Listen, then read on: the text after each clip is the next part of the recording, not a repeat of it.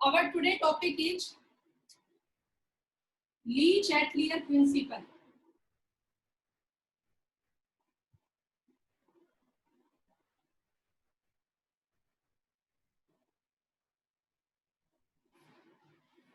ठीक है, ली Chatelier principal. बेटा मैं आपको केमिकल इक्विलिब्रियम करवा रही हूँ और केमिकल इक्विलिब्रियम में हमारा ये टॉपिक चल रहा है। वैसे ये केमिकल इक्विलिब्रियम का लास्ट टॉपिक है आपका, उसके बाद हमारी आयनिक इक्विलिब्रियम शुरू हो जाएगी। ठीक है, तो हम ये टॉपिक और कर लेते हैं आज।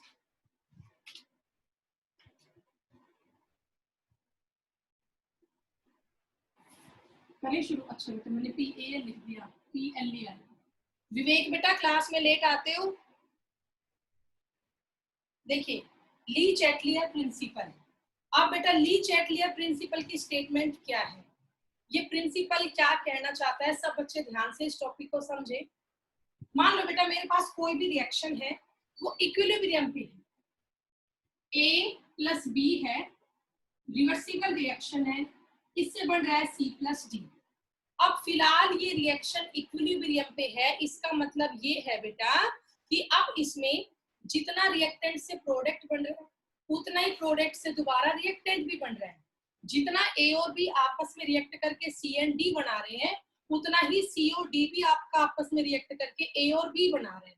मतलब फिलहाल रिएक्शन में कोई भी चेंज नहीं हो रहा है, रिएक्शन फिलहाल इक्विलिब्रियम पे, रिएक्शन फिलहाल इक्विलिब्रियम पे है।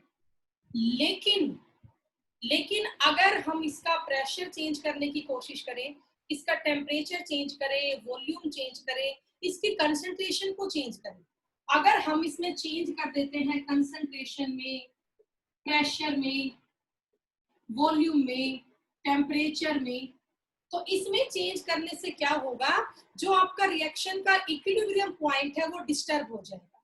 क्योंकि बेटा आप तो चेंज कर रहे हो, कांस्टेंट कंडीशन नहीं रख रहे हो, तो जो आपका इक्विलिब्रियम पॉइंट है वो चेंज हो जाएगा। The disturbance in equilibrium achieve, उससे आपका इक्विलिब्रियम है वो डिस्टर्बेंस होगा उसके अंदर। ठीक है, अब बेटा अगर इक्विलिब्रियम में डिस्टर्बेंस होगा तो उससे क्या होगा, या तो रिएक्शन फॉरवर्ड ही ज्यादा जाएगी या बैकवर्ड ही ज्यादा आएगी, रेट बराबर नहीं चलेगा। तो ली चैटलियर प्रिंसिपल है वो ऐसी कोशिश करेगा, मान लो आपने कंसंट्रेशन चेंज की, कंसंट्रेशन चेंज होने से क्या डिस्टर्ब हुआ, इक्विलिब्रियम डिस्टर्ब हुआ। तो ये ली चैटलियर प्रिंसिपल कहता है कि इक्विलिब्रियम उस तरफ आएगा जहां पर उन सभी कंडीशंस का फर्क कम से कम पड़े, कम से कम पड़े। मतलब अगर हम कभी भी किसी रिएक्शन का प्रेशर, टेम्परेचर, वॉल्यूम कोई भी कंडीशन चेंज करते हैं तो इक्विलिब्रियम उस तरफ शिफ्ट होने की कोशिश करता है जहां पर इन सभी कंडीशंस का इफेक्ट कम से कम पड़े। जैसे मान लो बेटा मैं प्रेशर बढ़ा रही हूँ तो इक्विलिब्रियम उस तरफ जाएगा जहां प्रेशर कम होगा। मैं वॉल्यूम बढ़ा रही हूँ तो इक्विलिब्रियम वहां जाएगा जहां वॉल्यूम कम होगी। मैं टेम्परेचर बढ़ा रही हूँ तो इक्विलिब्रियम उस तरफ शिफ्ट होगी जहां टेम्परेचर कम होगा। मतलब जो चेंज हम कर रहे हैं ना, इक्विलिब्रियम उससे उल्टा करेगी उसको बैलेंस करने के लिए। अगर रिएक्शन इक्विलिब्रियम पे है उस टाइम पे उसमें कोई भी चेंज नहीं होता, लेकिन अगर मैं उसकी सारी कंडीशंस को वन बाय वन चेंज करती हूँ तो उसकी इक्विलिब्रियम डिस्टर्ब होती है और इक्विलिब्रियम फिर उस डायरेक्शन में शिफ्ट हो जाती है जहां उन कंडीशंस का इफेक्ट कम से कम आता है। आपको स्टार्टिंग में लगेगा बड़ा कॉम्प्लेक्स टॉपिक है, और बेटा है भी कॉम्प्लेक्स, लेकिन हम इसको इजी करके पढ़ेंगे, टू द पॉइंट पढ़ेंगे। इससे क्वेश्चंस कंफर्म आते हैं, चाहे कॉम्पिटिटिव एग्जाम हो चाहे आपका CBSE एग्जाम हो, सभी में इस टॉपिक से क्वेश्चन आने ही आने हैं। मतलब सीधा सा है, आप जो कंडीशन हम बढ़ा रहे हैं ना, इक्विलिब्रियम उसको कम करने की कोशिश करेगा, या जिसको हम कम कर रहे हैं उससे उल्टा करेगा। जो हम कंडीशंस अप्लाई कर रहे हैं उससे उल्टा होगा इक्विलिब्रियम को अचीव करने के लिए, ताकि रिएक्शन में डिस्टर्बेंस ना हो। और ये ली चैटलियर नाम के साइंटिस्ट ने किया था, इसीलिए इसका नाम क्या हो गया, ली चैटलियर प्रिंसिपल। ली चैटलियर प्रिंसिपल हो गया। ठीक है, तो अब देखो बेटा इसका प्रिंसिपल क्या है, what is the statement of Lee Chatelier. तो अकॉर्डिंग टू दिस प्रिंसिपल, अब मैं यहाँ इसकी स्टेटमेंट लिख रही हूँ, if A system is present in equilibrium, if a system is present at equilibrium, and if we change the concentration, pressure, temperature, if we change the concentration, pressure, temperature, equilibrium shift in that direction,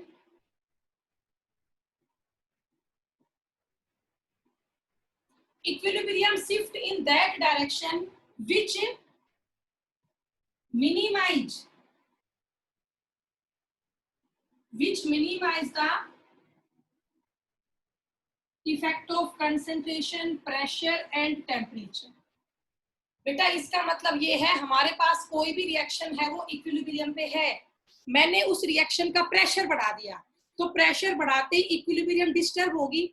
अब reaction दोबारा अपने आप को कहाँ लाना चाहेगी, equilibrium पे लाना चाहेगी, तो मैं उसका प्रेशर बढ़ा रही हूँ तो वो उसका प्रेशर क्या करेंगे, कम, मतलब जो हम करेंगे ना उससे उल्टा इक्विलिब्रियम करेगी ताकि दोबारा फटाफट से उसमें इक्विलिब्रियम अचीव हो जाए। तो अगर कोई भी सिस्टम है और वो इक्विलिब्रियम पे प्रेजेंट है और अगर उसमें हम ये कोई भी कंडीशन है उसका चेंज करते हैं तो इक्विलिब्रियम उस डायरेक्शन में शिफ्ट होता है जो उन सारे इफेक्ट को मिनिमाइज करे, which minimize the effect of concentration, pressure and temperature। अब इससे क्वेश्चन क्या आएगा वो मैं आपको आगे समझाऊंगी, बस जो कंडीशन ये देगा ना हमें उससे उल्टा चलना है, बस आप ये बात ध्यान रखो, जो कंडीशन ये देगा हमें उससे उल्टा चलना है, बस ये स्टेटमेंट है ली चैपलियन प्रिंसिपल की, उससे उल्टा हम चलेंगे। ओके तो अब हम शुरू करते हैं बेटा, बड़ा आसान टॉपिक है, पहले आप ये लिख लो, ठीक है। सबसे पहला effect of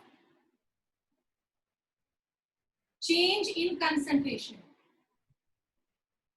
effect of change in concentration, अगर कंसंट्रेशन में चेंज करेंगे तो क्या इफेक्ट आएगा ये हमें पढ़ना है बेटा, बस एक बार ध्यान से समझ लो फिर आगे आपके लिए बड़ा आसान हो जाएगा।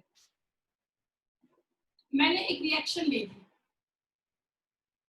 सब बच्चे ध्यान से देखना बेटा, H2 प्लस I2 इससे बन रहा है 2 मोल ऑफ HN। अगर एग्जाम्पल ढंग से करोगे ना तो आपको स्टेटमेंट समझ में आ जाएगी। हाइड्रोजन है और आयोडीन है, दोनों आपस में रिएक्ट करके HI बना रहे हैं, फिलहाल आपकी रिएक्शन इक्विलिब्रियम पे है, इसका मतलब ये है जितना H2 और I2 मिलके HI बना रहे हैं ना उतना ही HI से क्या बन जाएगा, H2 एंड I2 बन जाएगा। बेटा आपको इक्विलिब्रियम का मीनिंग समझ में आता है ना, जितना फॉरवर्ड रिएक्शन जा रही है उतनी बैकवर्ड भी आ रही है, जितना रिएक्टेंट से प्रोडक्ट बन रहा है उतना प्रोडक्ट दोबारा रिएक्टेंट में कन्वर्ट भी हो रहा है। अब फिलहाल तो ये रिएक्शन इक्विलिब्रियम पे है, इसमें कोई भी चेंज नहीं हो रहा। अच्छा बेटा अब आप में से कितने बच्चों को ये पता है फॉरवर्ड रिएक्शन में क्या हो रहा है, H2 और I2 है, ये दोनों किस में कन्वर्ट हो रहे हैं भाई, HI में। ये किसकी बात है, फॉरवर्ड रिएक्शन की।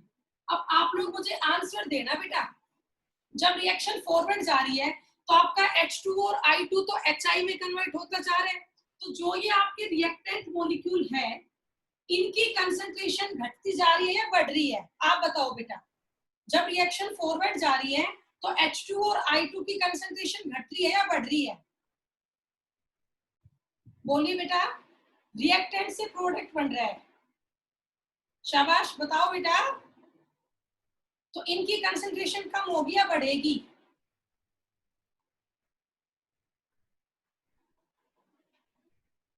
सुनाई दे रहा है बेटा आप लोगों को, बताओ बेटा। H2 और I2 आपस में कन्वर्ट करके HI बना रहे हैं, तो H2 और I2 की कंसंट्रेशन कम हो रही है या बढ़ रही है,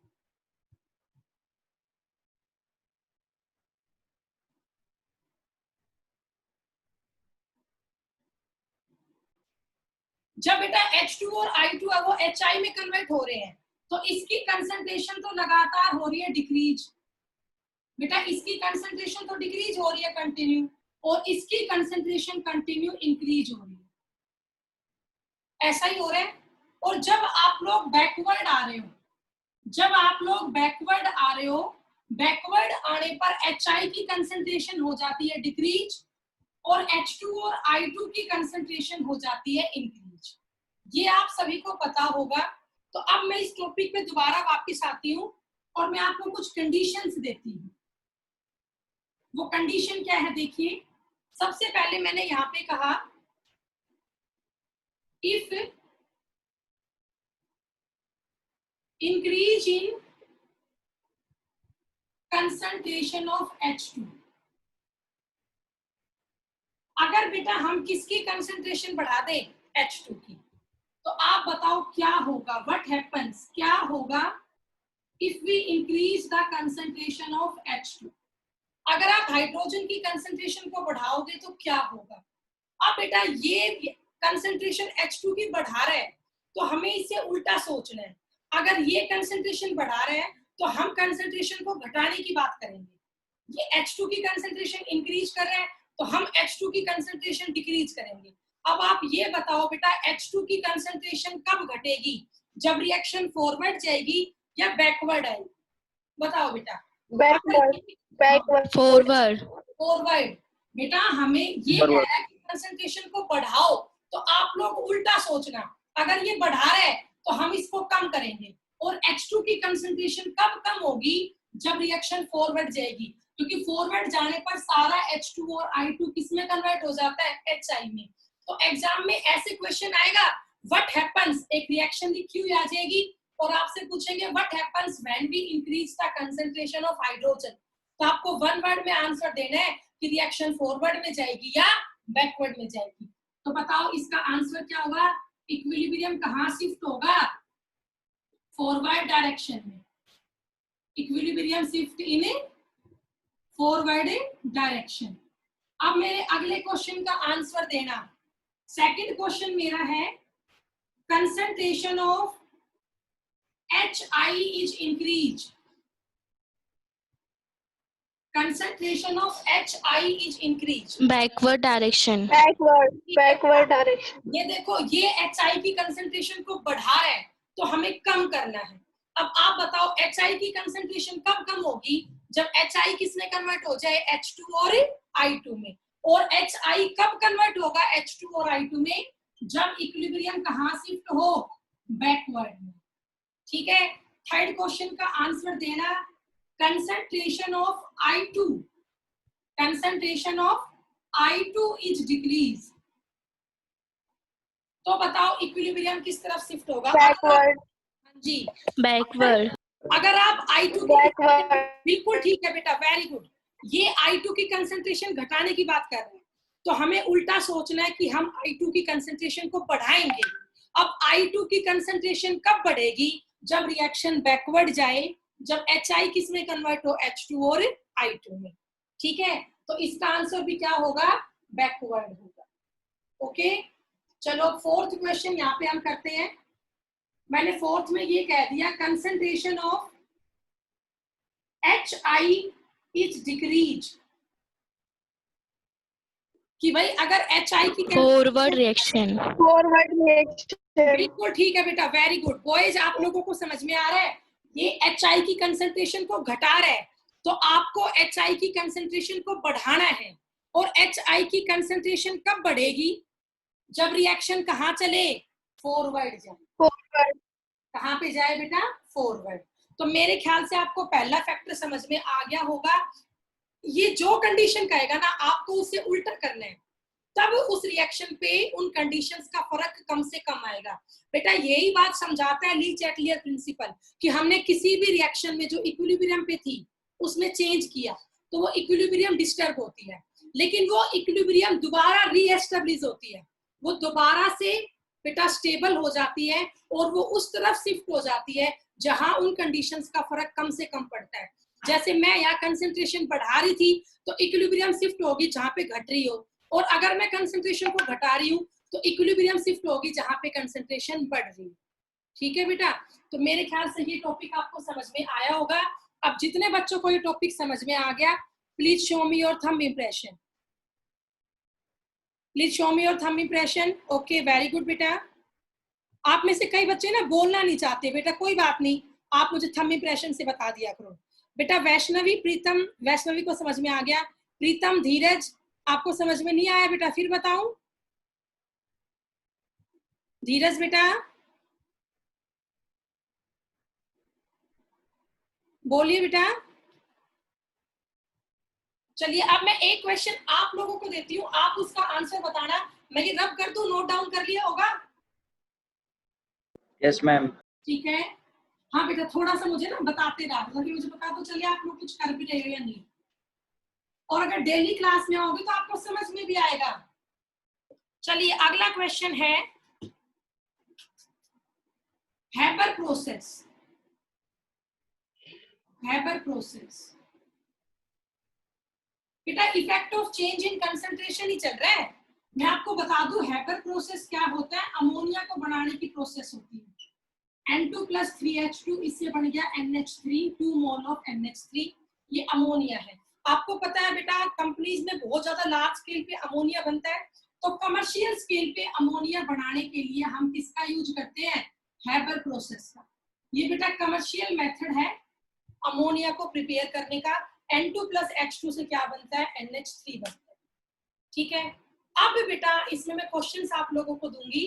पहला आंसर आप लोग बताएंगे और ऐसे नहीं बताओगे, मैं जिससे पूछूंगी वो बोलेगा। ठीक है। रेज हैंड कर लेना या थंब इंप्रेशन दिखा देना। व्हाट हैपेंस व्हेन, मैं 2-3 क्वेश्चन लिख देती हूँ। कंसंट्रेशन ऑफ बोथ N2 हमें भी लिखना है मैम। हाँ बेटा साथ साथ लिख लो और आंसर मैं पूछूंगी वो बताएगा। लिखा आप सब साथ साथ लो। concentration of NH3 decrease, concentration of NH3 increase। ये 3 क्वेश्चन मैंने आपको दिए हैं। अब जितने बच्चों के इनके आंसर आते हैं प्लीज शो मी और थंब इंप्रेशन। ओके वंशिका ठीक है। पारस ओके। प्रिया बाकी बच्चों को नहीं आया समझ में ये क्वेश्चन? ठीक है अभी 3 बच्चों ने बताया है। ओके तो इनमें से बेटा पारस आप दोगे आंसर? पारस यस। पहले का बताओ, फर्स्ट में क्या आएगा? In forward direction. फॉरवर्ड ठीक है बेटा। सेकंड में क्या आएगा Paras? In backward direction. Okay और थर्ड में? थर्ड में भी बैकवर्ड। बैकवर्ड। अच्छा अब ये बताओ प्रिया इसने सही बताया है बेटा? मैम फर्स्ट का बैकवर्ड होगा। फर्स्ट का बैकवर्ड होगा और इन दोनों का सही है। सेकंड का फॉरवर्ड होगा। सेकंड का फॉरवर्ड होगा और थर्ड का? थर्ड का बैकवर्ड। हाँ। अब बेटा एक बार आप लोगों को मैं बताती हूँ, सब बच्चे फिर ध्यान से देखना। ये कह रहा है कंसंट्रेशन N2 और H2 दोनों की डिक्रीज करनी है। अब ये कर रहे हैं डिक्रीज करने की बात, तो हमें उल्टा सोचना है, हमें इसकी कंसंट्रेशन को बढ़ाना है। तो आप बताओ बेटा N2 और H2 की कंसंट्रेशन कब बढ़ेगी?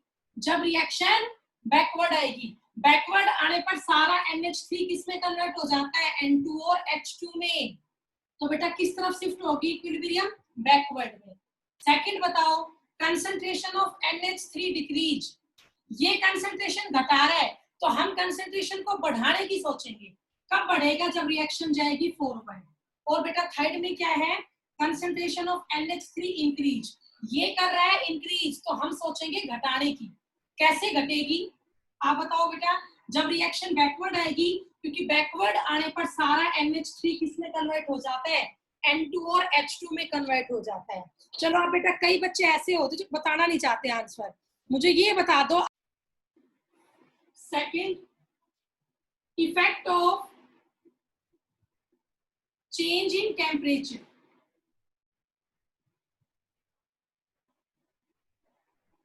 Effect of change in temperature. ठीक है आपको ये बताना है टेम्परेचर का चेंज क्या होगा। तो सबसे पहले आप यहाँ एक इंपॉर्टेंट पॉइंट लिख लो। एक इंपॉर्टेंट नोट है बेटा, जो एक्सोथर्मिक रिएक्शंस होती है, आप लोगों को ये तो पता होगा एंडोथर्मिक रिएक्शन क्या है और एक्सोथर्मिक रिएक्शन क्या है। एंडोथर्मिक रिएक्शन में हीट एब्जॉर्ब होती है और एक्सोथर्मिक रिएक्शन में हीट आपकी लिबरेट होती है। तो पहले यहाँ पे बात है एक्सोथर्मिक रिएक्शन की। जो एक्सोथर्मिक रिएक्शंस होती है they are favoured at low temperature. Exothermic reactions are favored at a low temperature and endothermic reaction are favored at high temperature। बेटा एंडोथर्मिक रिएक्शन तो फेवर्ड की जाती है हाई टेम्परेचर पे और एक्सोथर्मिक रिएक्शन फेवर्ड की जाती है लो टेम्परेचर पे। ये आप लोगों को पता होगा जो एक्सोथर्मिक रिएक्शन होती है उसमें हीट लिबरेट होती है। हीट लिबरेट होने का मतलब होता है उसमें डेल्टा एच नेगेटिव होता है। डेल्टा एच का मतलब क्या होता है? चेंज इन एंथैल्पी या चेंज इन एनर्जी। और सेकंड है जो एंडोथर्मिक रिएक्शन है, एंडोथर्मिक रिएक्शन उसमें हीट एब्जॉर्ब होती है। उसमें हीट क्या होती है? एब्जॉर्ब होती है और डेल्टा एच इसमें पॉजिटिव है। ठीक है बेटा, एक छोटी सी बात और, जब भी एक्सोथर्मिक रिएक्शन होती है ना वहां पे हीटिंग ऑब्जर्व होती है, हीटिंग इज ऑब्जर्व। लेकिन जब भी एंडोथर्मिक रिएक्शन होती है ना तो वहां पे कूलिंग ऑब्जर्व होती है। ये आपको पता होना चाहिए बेटा, एंडोथर्मिक रिएक्शन में कूलिंग होती है और एक्सोथर्मिक रिएक्शन जो है उसमें हीटिंग होती है। ठीक है, तो पहले आप ये सब पॉइंट लिख लो, उसके बाद मैं आपको इसका इफेक्ट समझाऊंगी। या तो हम टेम्परेचर को बढ़ाएंगे या हम टेम्परेचर को कम करेंगे, फिर उसका इफेक्ट हम चेक करेंगे क्या उसका इफेक्ट होगा। ठीक है, तो पहले आप ये कर लो बेटा,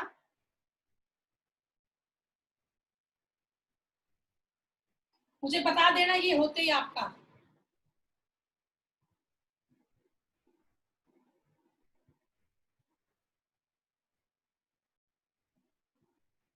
बताओ भी हो गया ये? Yes ma'am. ठीक है, अब इसके मैम। अब मैं इसका आपको इफेक्ट समझाऊंगी, वो फॉरवर्ड कब जाएगी और बैकवर्ड कब जाएगी।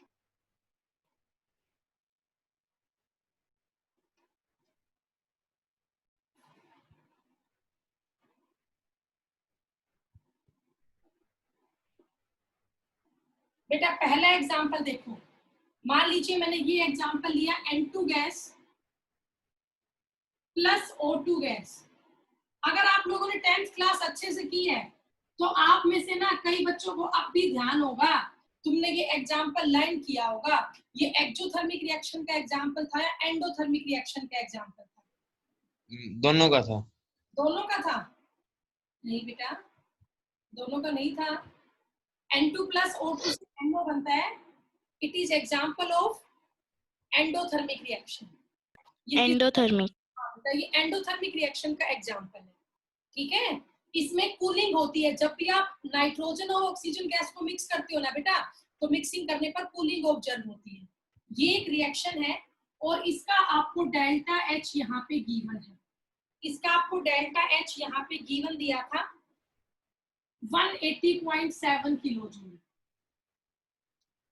ठीक है, अब ये एंडोथर्मिक रिएक्शन है। अब मैं इसमें थोड़ा सा चेंज कर लूं, मैं इसको इक्विलिब्रियम पॉइंट पे ले आऊं। N2 gas plus O2 gas, equilibrium point पे इसको हम ले आए, इससे बन रहा है 2 मोल ऑफ NO गैस। जब ये फॉरवर्ड जा रही है तब तो एंडोथर्मिक रिएक्शन है, और जब ये बैकवर्ड आ रही है तो एक्सोथर्मिक रिएक्शन है। फॉरवर्ड जाने पर ये एंडोथर्मिक रिएक्शन है और बैकवर्ड जाने पर ये एक्सोथर्मिक रिएक्शन है। अब मेरा क्वेश्चन आप सुनो, पहला question, what happens when, what happens when, पहला क्वेश्चन मैं दे रही हूं, टेम्परेचर इज इंक्रीज।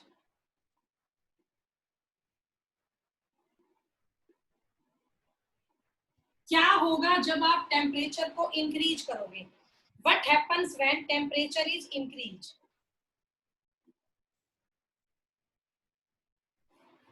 बताओ बेटा, ये टेम्परेचर को इंक्रीज करने की सोच बेटा, थोड़ा सा एंडोथर्मिक। हाँ, ये टेम्परेचर को इंक्रीज, एंडोथर्मिक। ओके बेटा। अब ये अगर इंक्रीज कर रहा है तो हम टेम्परेचर को डिक्रीज करने की सोचेंगे, ये कर रहा है इंक्रीज तो हम क्या सोचेंगे कि टेम्परेचर हमारा क्या हो, डिक्रीज हो। डिक्रीज, टेम्परेचर डिक्रीज किस केस में होता है, एक्सोथर्मिक, टेम्परेचर डिक्रीज किस केस में होता है बेटा, बताओ ये रिएक्शन किस तरफ जाएगी, फॉरवर्ड। अच्छा बेटा सेम लिंक पे क्लिक कर लेना अगली बार भी। तो बताओ बेटा इस क्वेश्चन का आंसर दो। टेम्परेचर को आप इंक्रीज कर रहे हो तो हम घटाने की सोचेंगे, तो टेम्परेचर किस तरफ कम होगा, एक्सो थर्मिक, रिएक्शन फेवर होती है लो टेम्परेचर पे, एक्सोथर्मिक रिएक्शन आपकी फेवर होती है लो टेम्परेचर पे, ठीक है, और एंडोथर्मिक आपकी फेवर होती है हाई टेम्परेचर पे। ये कर रहा है टेम्परेचर को इंक्रीज तो हम टेम्परेचर को करेंगे डिक्रीज। तो टेम्परेचर डिक्रीज कब होगा, मैंने आपको एक नोट लिखवाया था, एक्सोथर्मिक रिएक्शन फेवर्ड होती है लो टेम्परेचर पे और एंडोथर्मिक रिएक्शन फेवर्ड होती है हाई टेम्परेचर पे। ये बात आप लोग ध्यान रखना। मैंने आपको दो तरह की नोट पहले शुरू में लिखवाए थे कि जो एक्सोथर्मिक रिएक्शन होती है वो फेवर्ड होती है लो पे, एंडोथर्मिक होती है हाई पे। अब बता दो टेम्परेचर ये बढ़ा रहा है तो हम टेम्परेचर को क्या करेंगे, कम करेंगे, और डिक्रीज, हाँ जी थर्मिक रिएक्शन, फॉरवर्ड में एक्सोथर्मिक,